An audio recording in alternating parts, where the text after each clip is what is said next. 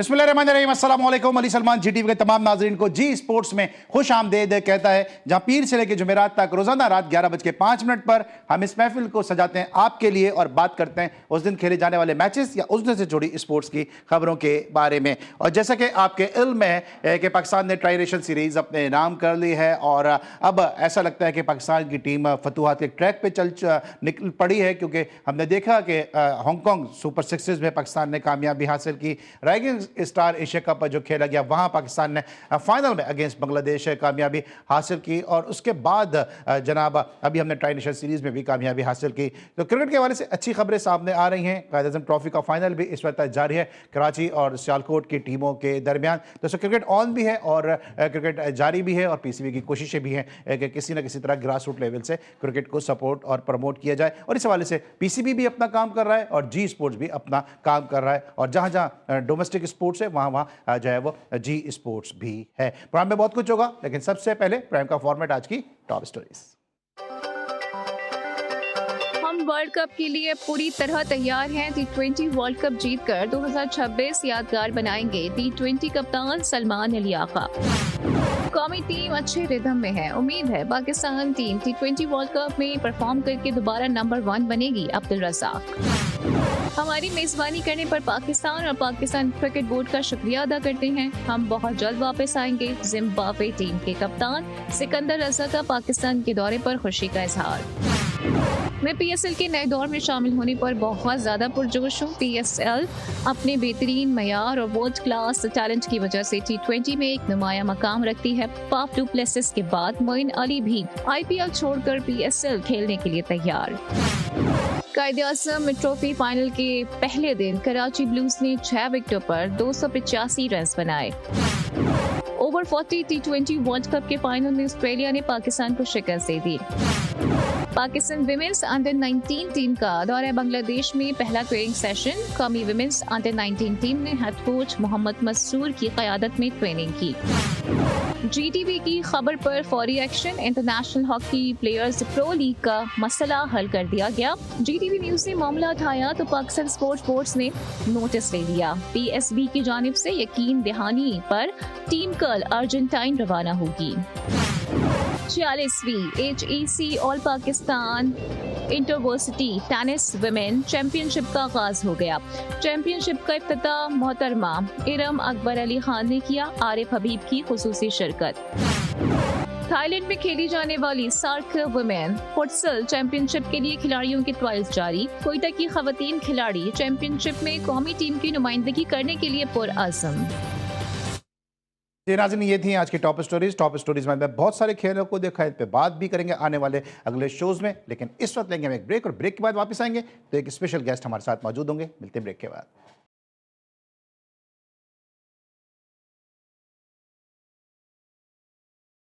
Welcome back after the break. और break पर जाने से पहले आप हेडलाइंस देख रहे थे और आज का शो हमारा बड़ा स्पेशल शो है, क्योंकि आपके इल्म में कि जी स्पोर्ट्स पाकिस्तान की स्पोर्ट्स इंडस्ट्री का वो वाहिद ही शो होगा मीडिया स्पोर्ट्स इंडस्ट्री का कि जहां पे हम उस दिन की मुनासबत के हवाले से अपने गेस्ट को जो है वो लाइन अप करते हैं। आज पाकिस्तान के एक ऐसे ज़बरदस्त स्टार फास्ट बॉलर अपनी सालगिरह को सेलिब्रेट कर रहे हैं कि जिनके पाकिस्तान क्रिकेट पर जो असरात हैं वो उनकी रिटायरमेंट के बाद आज तक पाकिस्तान क्रिकेट पर उनके असरात हैं। हमेशा हक और सच की बात करते हैं और क्रिकेट को करप्शन से पाक देखना चाहते हैं। कई मौक़ों पर उसका उनको खमियाजा भी भुगतना पड़ा, लेकिन हक और सच के अलमबरदार बने रहे और उन्होंने पाकिस्तान के बॉलर्स को एक ऐसा आर्ट सिखाया जिस पे आज भी बात की जाती है। द पायनियर और river swing big Saif Sarfraz Nawaz साहब के जिनकी उम्दा बॉलिंग की बदौलत पाकिस्तान ने मेलबर्न में कामयाबी हासिल की थी, आज अपनी सालगिरह को सेलिब्रेट कर रहे हैं। सरफराज नवाज साहब इस वक्त हमारे साथ इंग्लैंड से बजरिया वीडियो लिंक मौजूद हैं। शो में खुश आमदेद कहेंगे बिग सैफ सरफराज नवाज साहब को। अस्सलाम वालेकुम सर।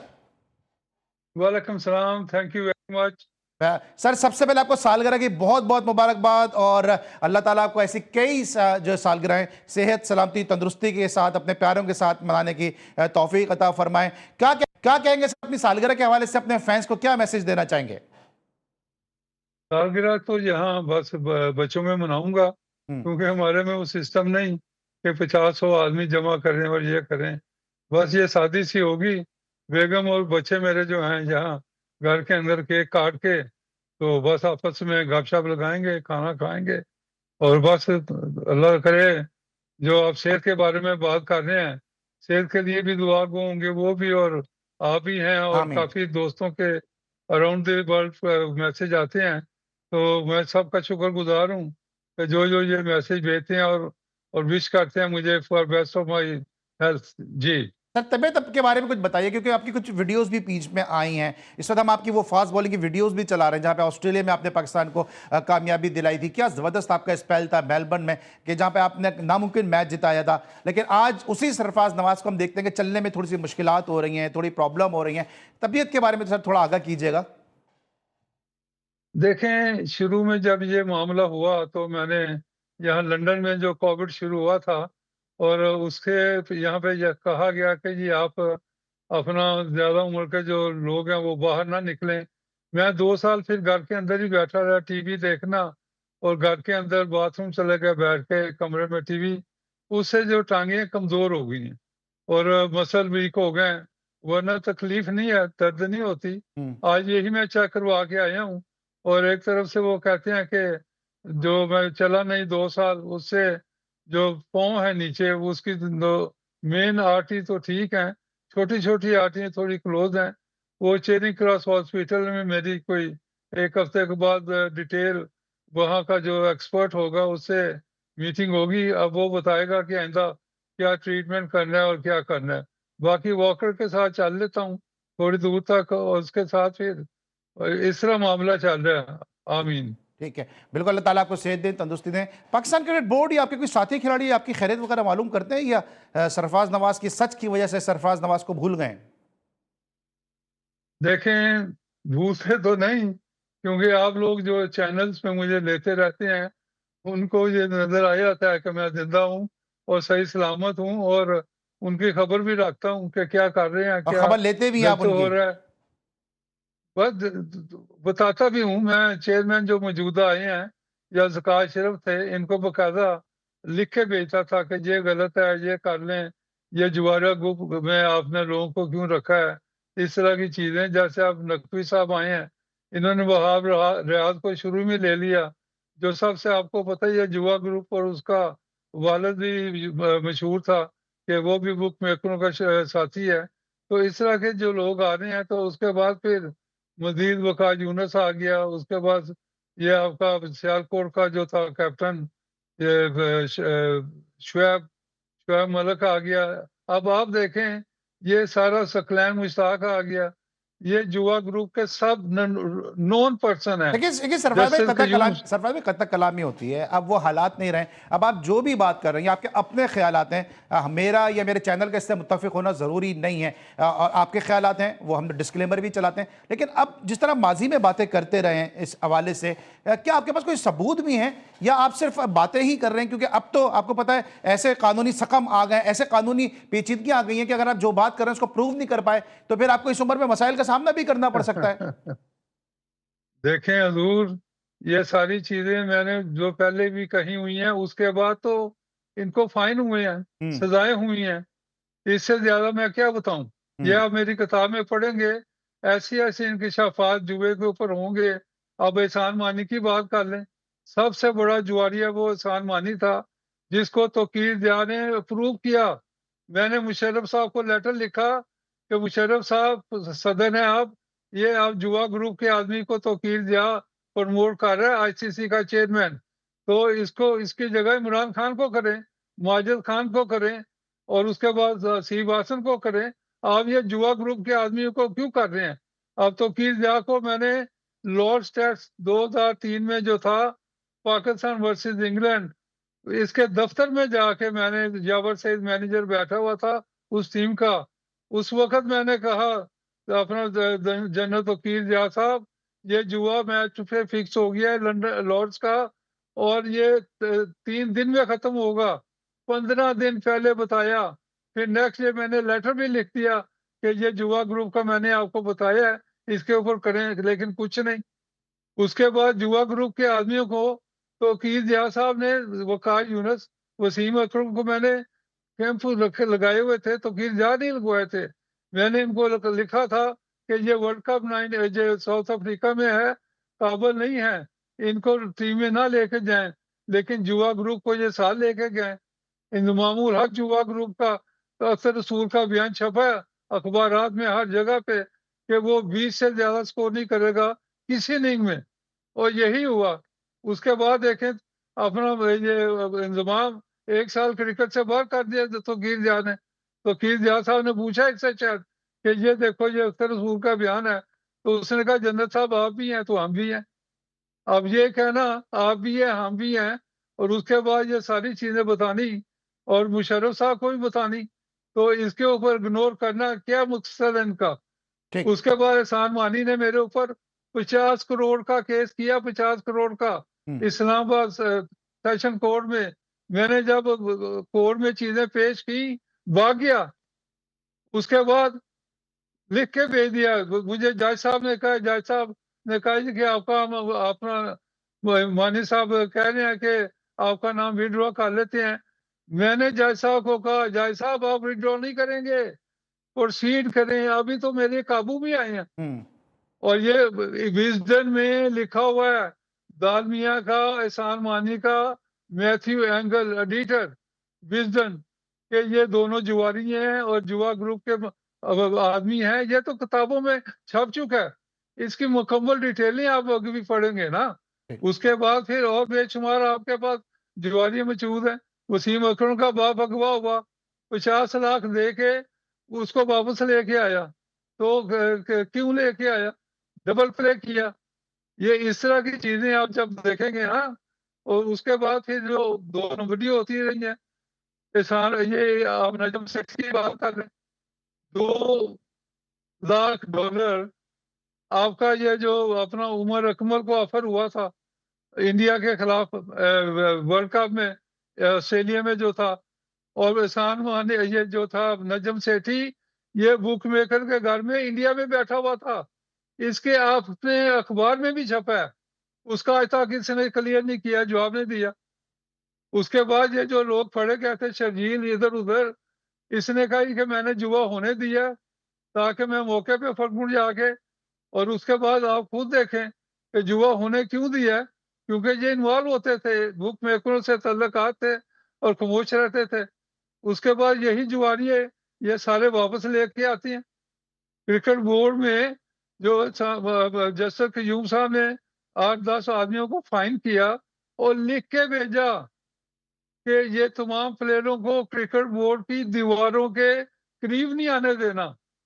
वो दीवारें क्या हैं, वो चेयरमैन कोई कोच बना हुआ है, कोई अपना सिलेक्टर बना हुआ है, कोई कुछ बना हुआ है।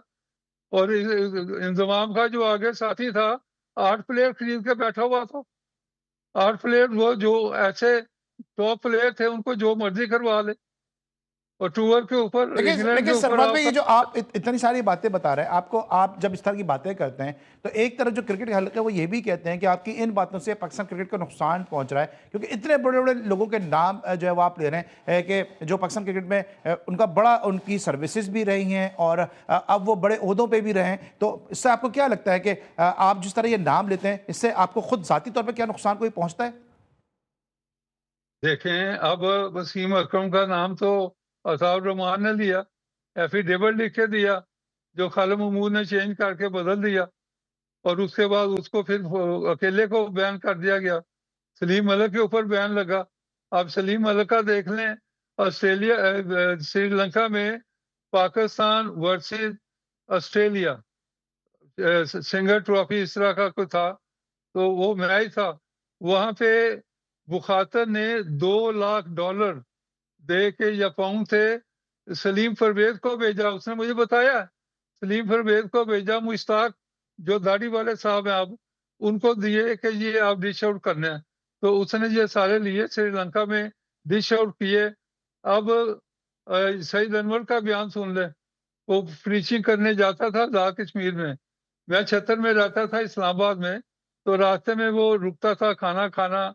उसके और भी दोस्त कराची से इधर उधर से पर जो करते थे अपना ये मजहबी बातें, तो प्रीच करने जाते थे, तो वो रुक के खाना खा के वो बताता था, कहता सरफराज भाई इंटरेस्टिंग बात है, पाकिस्तान ऑस्ट्रेलिया का मैच ऑस्ट्रेलिया भी हारना चाह रहा था और हम भी हारना चाह रहे थे, और ऐसा हुआ कि हमारी बाद में बैटिंग आई, और हमारा कोई 70-80 पे या एक आउट था और 120-30 पे ऑल आउट हो गया और हम जल्दी से हार गए मैच। और उसमें ये सारा डिश आउट प्लेयर खुद बता रहे हैं।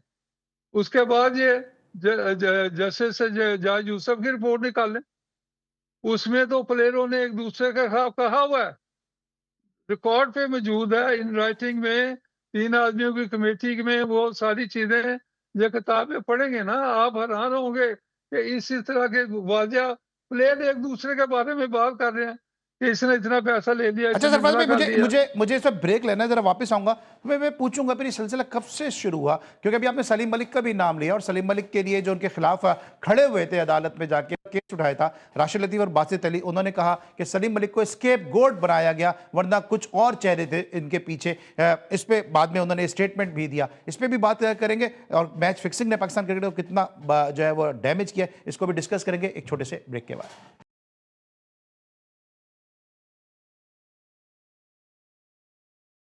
Welcome back after the break. और ब्रेक पे जाने से पहले मेरे साथ मौजूद थे बजरिया वीडियो लिंक इंग्लैंड से live birthday boy big Saif Sarfraz Nawaz sahab, जो बात कर रहे थे कि स्पॉट फिक्सिंग और मैच फिक्सिंग ने पाकिस्तान क्रिकेट को डैमेज किया है। लेकिन बात आ चुकी थी सलीम मलिक की तरफ, और सलीम मलिक का जब तस्करा किया तो मुझे स्टेटमेंट याद आया कि जब राशिद लतीफ और बासित अली उन्होंने कहा कि सलीम मलिक को स्केप गोट बनाया गया, वरना चेहरे जो थे पसे पर्दा कोई और लोग भी थे। सरफराज भाई, आप इस स्टेटमेंट से मुत्तफिक हैं कि स्केप गोट बनाया गया सलीम मलिक को? और राशिद लतीफ की क्या बात है, अभी उसने माफी मांगी है क्रिकेट बोर्ड से। हम्म। उसकी क्या बात करते हैं, जो आदमी बात करके मुकर जाए और हर दफा वो कहता है मैं कल बताऊंगा। और भाई चीजें सामने लेके आओ। हर वक्त तुम बयान देते हो कि ये हो गया फलान हो गया, मैं कल बताऊंगा परसों बताऊंगा। बताओ, मेरी तरह मर्द बनो, सामने आओ और अपना बताओ कि तुम्हें क्या जो चीजों का पता है। और उसके बाद सलीम मलिक का तो आप मेरे सामने बात कर लें। 40 लाख रुपया ये जो श्रीलंका में मैच था, इसको दिया गया शेरशाह ब्लॉक गार्डन टाउन एक दिन के लिए। ये पाकिस्तान आया, इसका पासपोर्ट चेक कर लें। और 40 लाख इसको टोकन मनी दी गई, खालिद गिट्टी ने दिया इसको। ये सारी चीजें लाहौर में मशहूर हैं। और उसके बाद ये वापस चला गया, बकाया पैसे बाद में। तो ये सारी चीजें तो इसका मैंने लेटर भी लिखा। I was federal adviser that time. Hmm. मैंने लेटर लिखा बर्की को भी, जफर अल्ताफ था और एक और भी था, कि ये जुआ हो रहा है, इसको कंट्रोल करें। लेकिन ये सारे जुए में इन्वॉल्व थे। बर्की का देखें, इतना करप्ट निकला, बाद में गिरफ्तार हुआ, सजा भी हुई, जेल भी काट के चला गया। तो किसकी आप बात करेंगे? अच्छा सर, ये ये बताइएगा, तमाम सरवाल भाई ये बताइएगा, क्या ये सिर्फ पाकिस्तान में ही था या इंडिया में भी कुछ लोग इसमें इन्वॉल्व थे, इंडिया के कुछ क्रिकेटर्स इन्वॉल्व थे? क्योंकि जितने बड़े रैकेट की आप बात कर रहे हैं, ये तो हो ही नहीं सकता ना कि सिर्फ पाकिस्तानी क्रिकेटर्स इन्वॉल्व हों। क्या पड़ोसी मुल्क के बड़े क्रिकेटर्स भी इन्वॉल्व थे? क्योंकि हमने भी वहां पे कई ऐसे इंसिडेंट देखे हैं, जिस तरह मनोज प्रभाकर का नाम आया, वहां पे अजय शर्मा का भी नाम आया, वहां पे अजय जडेजा का नाम आया, अजहरुद्दीन का नाम आया, इवन आपके जो साथी प्लेयर थे हम असर थे, कपिल देव, वो भी ड्यूरिंग द शो आंसुओं से रो पड़े जब उनका नाम आया। देखें, ये जो आप कहते हैं ना, इंडिया में राज बागड़ी था सबसे बड़ा बुक मेकर। आसिफ इकबाल का दोस्त बन गया। 79 जो इंडिया की टीम गई थी, मुझे इसने अपना हसीब हासन और ये सारे मिलके इन्होंने ऐलान किया। आसिफ इकबाल ने, general Mujibur Rahman information minister था जवाहरलाल के दौर में, इस आसिफ इकबाल ने मुझे खुद बताया, आमने सामने बैठ के एक दो दोस्तों के सामने बतलाया उसने मुझे। अपना मेमन भी मौजूद था, वो क्रिकेट वाला, कि मैंने अपना निसार मुजीबुर मेमन की रहमान बात को कर रहे कहा, हैं? अगर सर जी, निसार मेमन साहब थे जो इसके थे, विल्स के थे? नहीं नहीं, निसार मेमन नहीं, वो क्रिकेट वाला जो अपना टोबैको में था, मेमन। हाँ सही, ताहिर मेमन। जी ताहिर मेमन साहब थे। हाँ हाँ, जी। ताहिर मेमन, तो उनकी बात कर रहा हूँ। तो हम्म। उसके मौजूदगी में आसिफ इकबाल ने कहा कि मैंने जनरल मुजीबुर रहमान को कहा कि सरफराज को मैंने 79 में टूर पे नहीं लेके जाना। तो उसने कहा क्यों? उसके वो बस या मुझे निकाल दें कप्तानी से, या फिर सरफराज को सिलेक्ट कर लें। ये बात तो आमने सामने हुई है, वो इसलिए कि जुआ फिक्स था। मैं लेकिन जुए लेकिन का सरफराज भाई, दुश्मन था। मुझे मैं बहुत छोटा था, लेकिन मुझे वो याद है कि वो आपको आपके लिए उस वक्त ये कहा गया कि सरफराज को हैंडल करना बहुत मुश्किल है, डिसिप्लिन के मसाइल होंगे, इसलिए मैं सरफराज को नहीं लेके जा रहा। ये बात दुरुस्त है कि ये बहाना बनाया गया? ये कमीना मेरे साथ बाद में भी खेलता रहा है, हम्म। तो हैंडल कौन सा मुश्किल हो गया? He was captain when world cup का कैप्टन भी था 75 में, या हम्म। उसके बाद 79 में। हम्म। एक दफा ये 79 में शायद कैप्टन था। हम्म। और ये भाई जुआ ग्रुप के लोग मेरे से जैसे कां गुलेले से डरते हैं ना, भाग जाता है, ये वो लोग हैं। और ये सारे केस काटते हैं फिर भाग जाते हैं जब मैं सबूत देता हूँ, और ये इनके ऊपर पकड़ आने वाली होती है।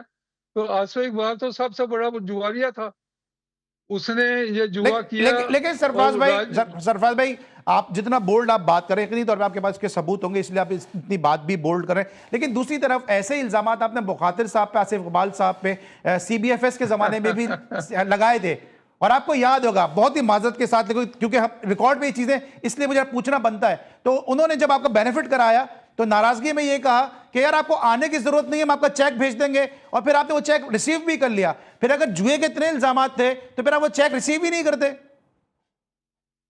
अच्छा, इसमें भी सुन लें। Hmm. I refuse all the time कि मैं बुखातर का बेनिफिट उधर अपना बुखातर से नहीं लूंगा। उस वक्त ये हुआ कि जन्नत वकील जिया, he was the chairman cricket board, और पाकिस्तान बोर्ड ने डिसाइड कर दिया कि अब बुखातर का कुछ नहीं होगा, जो भी शारजा में बेनिफिट किसी का होगा ये क्रिकेट बोर्ड ऐलान करेगा, और क्रिकेट बोर्ड उनको पैसे देगा, शारजा नहीं देगा। हम्म। वो क्रिकेट बोर्ड को भेजे ना भेजे, क्रिकेट बोर्ड वो पैसा देगा अपना। तो तौकीर जिया साहब ने मुझे दिए, हम्म। क्रिकेट बोर्ड ने दिए, मैंने एक्सेप्ट नहीं किया। हम्म। उसके बाद और मजीद सुन लें, ये एक लंदन में क्वीन काउंसलर था, क्वीन काउंसिल, और उसके बाद ये एक इंक्वायरी शुरू हुई लंदन में। उसमें इंडिया का चेयरमैन क्रिकेट को बुलाया गया, मुझे बुलाया गया, क्लाइव लॉयड था जो शारजा से था, ब्रिगेडियर अब्दुल्ला कोई ऐसा का नाम था, और दो अपना एंटी करप्शन यूनिट के मिस्टर पीकॉक, और एक और था हम्म। एंटी करप्शन यूनिट आईसीसी का जो था हम्म। पॉल कॉन्टन का, ये मौजूद थे। वो कोई 6 घंटे की इंक्वायरी चली। तो मैंने तमाम जब चीजें बताई हैं, इवन लॉयर वॉज कन्विंस के जुआ है। उसके बाद पैनोरामा में आया कि जुआ है शारजा में। उसके बाद आप देखें मियां दाद ठीक और है। कुमीर खान की जो एक दूसरे के सुनते जाएं, हम्म। एक दूसरे को बैट उठाने का, मारने का, सबको दुनिया के सामने आया। हम्म। और उसके बाद मियां दाद को अपना कोच से हटा दिया गया, हम्म। और उसके बाद नया कोच आ गया साउथ अफ्रीकन जुआ ग्रुप का आदमी। तो किस उसके अच्छा। बाद फिर मेरे इंटरव्यू के बाद इन्वेस्टिगेशन जो हुई थी, 10 साल के लिए शारजा बैन हुआ ठीक है। बुखातर। बिल्कुल सही। ये मेरा इंटरव्यू था। सही। अच्छा, तो मुझे आप मुझे कहते मुझे हैं मुझे कि मुझे सब शॉर्ट बता देगा, आपने सीबीएफएस का चेक रिसीव कर लिया था या नहीं किया था? मैंने तो क्रिकेट बोर्ड ने मुझे पैसे दिए थे। ठीक है। ठीक है। अच्छा सरवाज भाई, थोड़ा सा 5 लाख, ठीक है सरवाज भाई, 5 लाख आप ये मुझे पहले, अब थोड़ा अपने बुक के 5 बाद। लाख पहले दिए। हाँ। अब आप मजीद सुन लें, हम्म। मुझे तो 1 लाख पाउंड लंदन में इंक्वायरी से पहले ऑफर आई थी कि आप समझदार हैं, ये अपना आपको ऑफर हम दे रहे हैं, और ये इंक्वायरी जो बखातर की हो रही है ठीक। शारजा की, तो ये ठीक। एडवांस आपको टोकन मनी सही। है, ठीक। बाद में भी जो भी करना है। मैंने लानत डाली इसी के ऊपर। ठीक। मैं कहा ठीक। मैं सच बोलूंगा, और जिंदगी में मैं सच जो कहता रहा हूँ, ठीक। मैंने बखातर के बिल्कुल। अपना पैसे बिल्कुल ये से लानत डाली है। ठीक है जी। सरफराज भाई, और ये जिस तरह भी आपने बताया, यकीनी तौर पे जो आपके आने वाली बुक है उसमें मजीद इंकशाफात भी होंगे, और हम अपने कायरीन से भी कहेंगे कि वो जरूर सरफराज भाई की जो बुक अनकरीब लॉन्च होने वाली है उसको जरूर पढ़ें, ताकि जो मामला है उनसे उनको आगाही हासिल हो सके। अब जरूर पाकिस्तान क्रिकेट पे बात करते हैं। सर, ये पाकिस्तान की टीम आपको लगता है कि तैयार हो गई है? अभी सलमान आगा का भी स्टेटमेंट आया कि T20 वर्ल्ड कप के लिए हमारी टीम जो है वो अच्छे शेप में आ गई है, और हम वर्ल्ड कप जीत के कौम को तोहफा देंगे, या बाद में हमें फिर यही सुनने को मिलेगा कि हम 15 से 20 रन शॉर्ट रहे, हम अपनी गलतियों से सबक सीख रहे हैं? ये सारी उम्र सबक ही सीखते रहेंगे। कोई सबक पढ़ाने वाला हो तो जब सीखे ना। हम्म। ये अपने आप ही कहते हैं हम सबक सीख रहे हैं, हर मैच के हारने के बाद। हम्म। जीतने के बाद ये नहीं बताते कि हमने सीख लिया। हम्म। ये भी तो कहो कि सबक सीख भी लिया हमने हम्म। हर दफा। उसके बाद ये जो मैं कहूंगा कि क्रिकेट बोर्ड में तौबा इस्तगफार करनी चाहिए। ऑल ऑफिशियल्स आर अपना ब्यूरोक्रेट्स। और भाई ये आप देखें, वो तो कुदरती या कमजोर टीमों को बुला के मैच जीत रहे हैं, मुबारकबादें मिल रही हैं, सब कुछ हो रहा है। एक टीम जो साउथ अफ्रीका के खिलाफ आप खेले हैं, उसको मैं तारीफ करूंगा कि बड़ा अच्छा खेले हैं। बाकी तो ऐसे ठीक है, हल्की सही हल्की है। टीमें जो बांग्लादेश से सर आ रही टाइम हैं, थोड़ा सा कम है, सर टाइम थोड़ा कम है। ये बाबर आजम को किस परफॉर्मेंस पे वापस लेकर आए? क्या इसके पीछे भी कोई बैरूनी हाथ है, कोई साजिश है, क्या है? देखें, बाबर आजम को निकालना ही गलत था। मैंने उस वक्त भी चेयरमैन को लिख के भेजा है कि आपके पास ऐसे पाए के प्लेयर नहीं है। दूसरा जो विकेट कीपर भी था आपका बैट्समैन, उसको भी निकाल दिया ना इसके साथ ही। रिजवान, क्या नाम था उसका? रिजवान। रिजवान को कितनी बड़ी ज्यादती की है। और उसके बाद ये जो लेके आए हैं ना, ये अपना क्वांटिटी है, क्वालिटी नहीं है जो ये प्लेयर आते हैं। अब आप देखें, 10 साल से हमारी टीम जो थी, जब मैं खेलता था, 10-12 साल वो प्लेयर बड़ा जुमाम खेलते थे, परफॉर्मेंस करते थे। अब आए दिन लोग बदलते हैं। और देखें, 3 टीमें आप बना दी हैं। ओडीआई की एक टीम है, T20 की एक टीम है, और टेस्ट मैचों की एक अलग टीम है। और भाई आपके पास इतने प्लेयर हैं ही नहीं कि आप इतने चेंजेस करें। यही सबसे बड़ा डिजास्टर है। 2 से 3 चेंजेस अगर आप टीम में करें तो टीम का बट्टा बैठ जाता है। तो मैं ये चेयरमैन साहब को दर्जनों खत लिखे हैं, दर्जनों मैसेज भेजे हैं कि ये गलती हैं, ये ठीक करें। उसके बाद आप देखें, जो एक एक जो कहाँ अमेरिका में, यूएसए में जो एक मैच हुआ है, और आमर का आखिरी ओवर देख लें, कभी उसने ऐसी बॉलिंग की है सही। कि 8 वाइड बॉल कर दिए जाएं। ये ऐसी बॉलिंग उसकी आज तक हिस्ट्री में निकाल के देख लें। और उसको ओवर आप दे रहे हैं जब आपके पास शहनशाह अफरीदी मौजूद है, तो फास्टर भी है, और उसने एक्यूरेट बॉलिंग भी की है। ठीक तो है। एक युवा अच्छा ग्रुप के सर, आदमी को आप इन्वॉल्व कर। अब सर ये मेरा आखिरी सवाल है, क्योंकि टाइम महदूद है, हमें न्यूज़ पे भी जाना है। आखिरी मेरा सवाल है कि ये इंडिया में भी क्या आपको लग रहा है कोई ऐसे ही मामला आते हैं कि गौतम गंभीर ने दानिस्ता तौर पे टीम खराब की और विराट कोहली की और वापसी की बातें भी हो रही हैं? कोहली का देखें, यस्टरडे स्कोर 146 एक रोजा मैच में, और उसने मुंह बंद कर दिया सबके। He still good enough. लेकिन वो जो इस तरह की गौतम गंभीर तो ऐसे ही बेकार सा आदमी है। वो कभी पाकिस्तान के खिलाफ बकवास करता है, कभी कुछ और बकवास करता है। इसको तो छितरौल करनी चाहिए। क्रिकेट बोर्ड को चाहिए, इंडियन क्रिकेट बोर्ड को, कि इसको मुंह बंद करवाएं। और ये पाकिस्तान के खिलाफ जो बकवास करता है, मैं अगर इंडिया में जा सकता होता तो वहां इसको छितरौल करके आता। दूसरा ये मैं बात कर रहा हूँ कि इंडिया की टीम को इसने जो तबाह किया है गंभीर ने, मैं तो कहता हूँ कि ये टीम ही बिखेर दी है। उसके बाद ये देखें, लास्ट टेस्ट मैच इंडिया कैसे साउथ अफ्रीका से बुरी तरह हारा है। जी सरफराज भाई, अभी बताएं बुक का नाम क्या है आपकी, क्योंकि लोग जानना भी चाहेंगे ना कि आपके बुक का नाम क्या है। बुक का नाम तो रिवर्स स्विंग होगा इंशाल्लाह। इंशाल्लाह। Sir thank you so much. Reverse swing के pioneer, birthday boy Sarfaraz Nawaz साहब हमारे साथ मौजूद थे। हम दुआ गो हैं कि आज उनकी कई सालगिरह और जो सेहत सलामती के साथ अपने प्यारों के साथ सेलिब्रेट करें। Thank you so much for your valuable time. और सरफराज साहब के जो ख्यालात थे, हमेशा से वो इसी किस्म के ख्यालात रखते हैं। अब GTV बतौर जिम्मेदार इदारा इस बात को कहता है कि इन ख्यालात से हमारा मुत्तफिक होना ज़रूरी नहीं।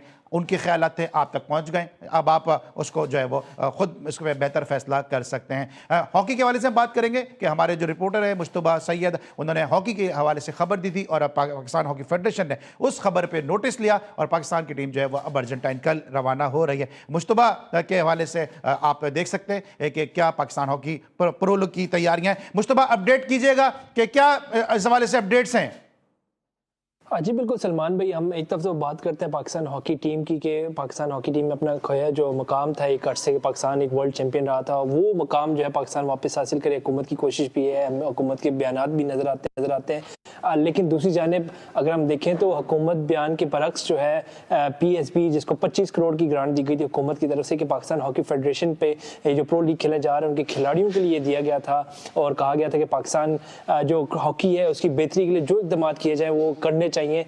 लेकिन अगर हम बात करते हैं पाकिस्तान स्पोर्ट्स बोर्ड की, तो उनका बड़ा एक मैं कहूँगा जालमाना रवैया पाकिस्तान हॉकी टीम के साथ रहा, क्योंकि पाकिस्तान हॉकी टीम के कुछ प्लेयर्स जो यहाँ पे अभी ट्रेनिंग कर रहे थे, तकरीबन सारे उसमें शामिल थे जो प्रो लीग खेलने जाएंगे। कल पाकिस्तान ने प्रो लीग के लिए अर्जेंटीना रवाना होने उससे पहले 10 से 12 दिन का ये इस्लामाबाद पाकिस्तान इस्लामाबाद का स्पोर्ट्स कॉम्प्लेक्स में एक कैंप लगा था। कैंप का मकसद था कि पाकिस्तान हॉकी टीम जो है प्रैक्टिस करे, ट्रेनिंग करे प्रो लीग से पहले, क्योंकि वहाँ पे बड़ी टीमों ने मैचेस खेलना है। लेकिन इसके साथ साथ इनको मुआवजा, इनको डेली अलाउंस भी जो होता है वो दरकार होता है। जाहिर सी बात है कि आप जब दूसरे शहरों से आते हैं, सारे प्लेयर जो हमारे चीचावती, सियालकोट, गुजरात, दूसरे शहरों से आते हैं, तो जब इस्लामाबाद में आते हैं तो जाहिर सी बात है आपको कुछ ना कुछ मुआवजा देना पड़ता है। उन खिलाड़ियों को डेली अलाउंस एक तो फिक्स अमाउंट होती है वो देनी होती है। लेकिन आज सुबह जीटीवी ने जब खबर दी कि स्पोर्ट्स बोर्ड ने अभी तक पाकिस्तान हॉकी टीम के प्लेयर्स को वो मुआवजा अदा नहीं किया, जिसके बाद थोड़ी देर बाद ही हमने देखा कि पीएसबी जो है वो एक्शन में नज़र आई और उन्होंने इस खबर पर नोटिस लिया और पाकिस्तान हॉकी जो फेडरेशन है उनसे रब्ता भी किया और उनको यकीन दहानी भी कराई है कि जो पाकिस्तान हॉकी के प्लेयर्स हैं उनको मुआवजा जो है अगले एक आध दिन में दे दिया जाएगा। जाहिर सी बात है वो एक प्रोसेस के थ्रू गुजरेगा। अप्रूवल तो हो चुका है कि पाकिस्तान के जो प्लेयर्स उनको मुआवजा देना है कल, और कल जब ये चेक्स बनेंगे और उसके बाद जब ये एजीपीआर में जाएगा तो जाहिर सी बात है एक आध दिन का प्रोसेस होता है। लेकिन मजे की बात यहाँ पर ये मैं आपको बताऊं कि पाकिस्तान हॉकी टीम ने कल रात को ही अर्जेंटीना रवाना हो जाए। तो सवाल यहाँ पे ये है कि क्या पाकिस्तान हॉकी फेडरेशन के जो प्लेयर्स हैं, पाकिस्तान हॉकी टीम के जो प्लेयर्स हैं, वो हॉकी अपना मुआवजा और अपना जो उनका जो हक बनता है वो लेकर जाएंगे या उसके बगैर ही अर्जेंटीना रवाना हो जाएंगे बगैर किसी मुआवजे के।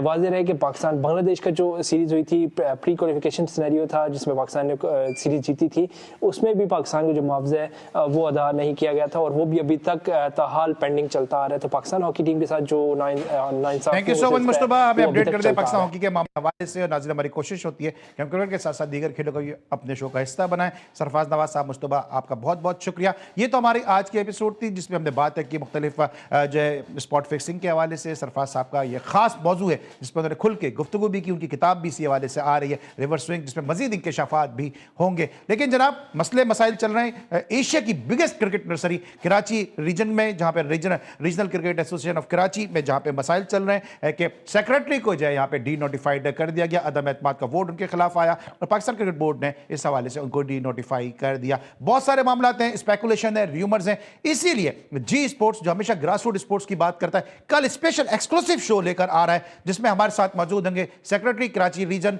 जनाब जावेद अहमद खान साहब और साथ साथ जो अपोजिट ग्रुप है जिसमें नदीम उमर के नुमाइंदे हमारे साथ मौजूद होंगे। हम जानना यह चाहेंगे कि किन वजूहात की बुनियाद पर डी नोटिफाई किया गया जावेद खान साहब को और किन वजूहात की बुनियाद पर उनके खिलाफ अदम एतमाद की तहरीक लाई गई जिसकी वजह से उनको डी नोटिफाई कर दिया गया। क्या ऐसे इल्जाम थे कि जिसकी वजह से जावेद खान का जाना बनता ही बनता था और अब कराची की क्रिकेट जो है वो किस तरह से मजीद फ्लरिश करेगी? कल का शो जरूर देखिएगा और खास तौर से वो लोग जो कराची क्रिकेट के हवाले से इंटरेस्ट रखते हैं, कल का शो बिल्कुल भी मिस ना करें क्योंकि कल बहुत सारे इंकशाफात भी होंगे और कल बहुत सारे हकायक भी सामने आएंगे। हमारी कोशिश होगी बतौर जिम्मेदार इदारा कि हम दोनों पार्टी का मौक़िफ़ आपके सामने रखें और उसके बाद फिर फैसला आपने करना है कि कौन हक पर है और कौन गलत है और किसने कराची क्रिकेट को नुकसान पहुंचाया। आज के लिए बस इतना ही। अली सलमान को कल तक के लिए इजाजत दीजिए। अपना बहुत ख्याल रखिए। अल्लाह हाफिज।